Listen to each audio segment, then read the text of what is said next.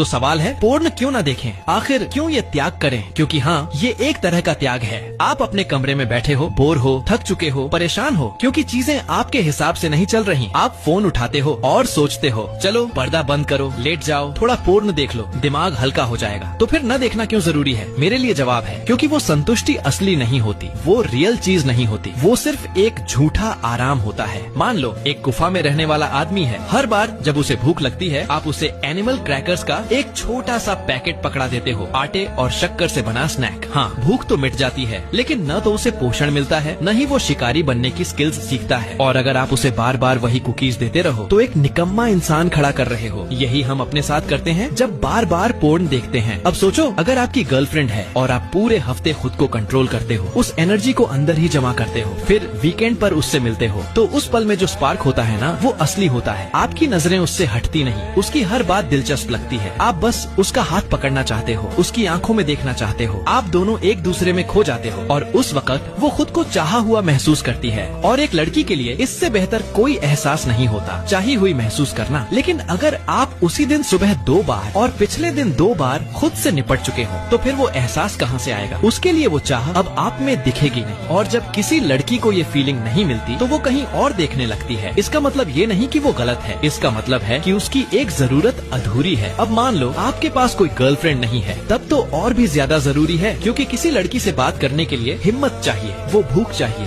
वो बेचैनी जो आपको बोलने पर मजबूर करे, चलो जाकर बात करता हूँ। लेकिन अगर आपने अभी अभी ही क्रैकर्स खा लिए हैं, तो आप क्यों किसी से बात करोगे? हर बार जब आपकी बॉडी नेचुरली हार्मोन बना रही होती है, आपको पुश कर रही होती है कि जाओ कोशिश करो, आप वो सब एक स्क्रीन पर फेंक देते हो और फिर सोचते हो मेरी लाइफ क्यों नहीं बदल रही? इसलिए ये त्याग जरूरी है, क्योंकि पोर्न एक झूठी जीत है जो आपके अंदर की भूख, आपकी असली ड्राइव को मार देती है। आपकी जिंदगी का साथी हिस्सा वो होता है जो आप रोज करते हो, और अगर आप रोज वही क्रैकर्स खा रहे हो तो आप कभी शिकारी नहीं बनोगे।